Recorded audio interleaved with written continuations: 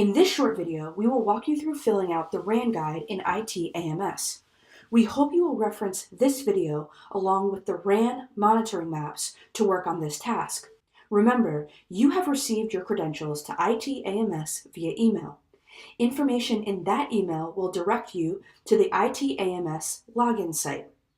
From there, you can set up your two-factor authentication and sign in to IT AMS. This means when you log in, you will need to have your phone handy in order to enter the authentication code once it's sent to you.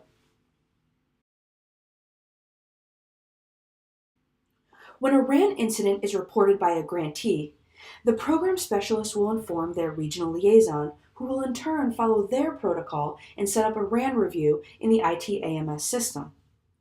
Once it's created, you will receive an email saying that you've been assigned to the RAN review.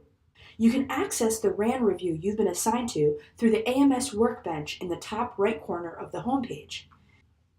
You can also scroll down and review the tasks you've been assigned from the landing page.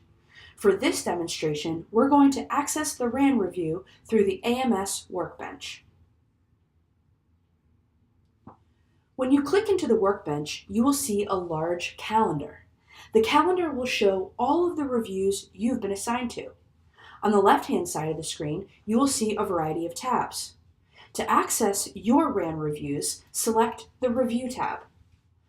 Once selected, all of the RAN reviews you've been assigned will populate.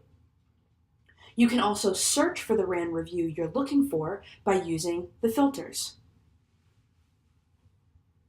When you select the review ID of the review you are looking for, you will arrive on the Review Details page. Here, you will find information about the grantee. Scroll down to select the guide you need to fill out for your RAN review. Within the RAN review, there are guides for each of the three types of RAN incidents: a supervision incident, a discipline incident, and an inappropriate release incident. Select the guide based on the type of incident you are reviewing. The guide will open in a separate tab on your computer where you will see the data collection screen. Please note, for the purposes of this demo video, we are using a guide that has already been filled out. A guide that has not yet been filled out will be empty, and you will simply start selecting the radio buttons or typing in the box to begin entering data. Since this is a submitted RAN guide, we will need to select Edit to continue with this demo. Each of the guides looks similar in their layout. Let's begin with the supervision performance measure. The first question you will be asked on this guide is, did the supervision incident occur on a bus?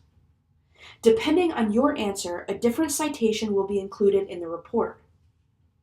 In the text box, you will write a narrative describing the incident in a clear, complete, and concise way.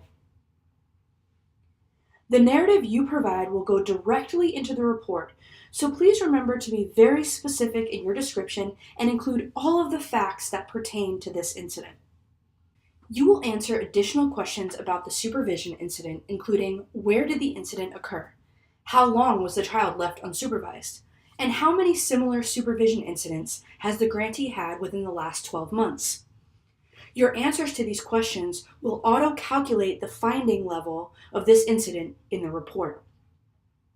You may attach any necessary supporting documents or evidence by selecting the plus button and then following the prompts. You may upload any type of document, an image, a Word document, a PDF, or an Excel document, just to name a few. You can attach more than one file to the guide, and you can also delete files. Question number 5 asks if the grantee reported the supervision incident to OHS immediately or as soon as practicable. If the answer to question 5 is no, you will see a conditional text box appear where you will be asked to fill out the narrative with evidence supporting your response.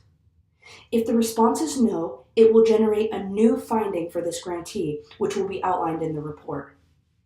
Once you have entered all of the data, written complete narratives, and attached the evidence you need, you can select Submit. ITAMS will confirm the submission, and you will see the versions of the document listed in the version control table. Now, let's review the discipline guide. You will see the OHS definition of inappropriate discipline and unacceptable discipline. When filling out this guide, you can choose one or more standards associated with the incident. These citations will carry over into the report. In the text box, you will write a clear and comprehensive narrative detailing the incident. Once again, the text box automatically carries into the report, so please be diligent in your writing. You will answer the remaining questions that go along with the discipline incident, attach evidence if necessary, and respond to the question about reporting. Like in the supervision guide, a no answer will require you to write a supporting narrative and may result in a reporting finding in the report. Submit the guide when you're finished. Remember, you can view previous versions of the guide from your version control table. If you need to edit a guide after submitting it, simply select the Edit button and make your updates. Finally, let's look at the Inappropriate Release Guide. In this guide, you will be asked to describe the incident and then answer one question. Was the child released to a known, unauthorized person? Your answer will auto-calculate the level of incident in the report. Again, you will see the ability to upload supporting evidence and the question about reporting. Like all guides, when you submit, you will be able to see all versions of this guide in the version control table. When you're finished with your guide, you can return to the Review Details page where you can select the Report Preview button to view a draft of the report that will go to the grantee. In the report, you will see the information about the grantee, a table of terms, and finally, any of the findings that were populated based on the information you entered into the guides. Next, you will see the standards associated with the finding and the narrative text below the standard.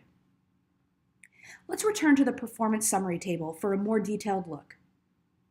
The Performance Summary table outlines exactly which standards apply to the finding, details the grant number, identifies the time frame for correction, which is associated with the compliance level, and the service area of the incident. Back on the Review Details page, select the Findings button to see a findings table. This table will show you a summary of the findings, the narratives associated, and any of the evidence you've included in the guide.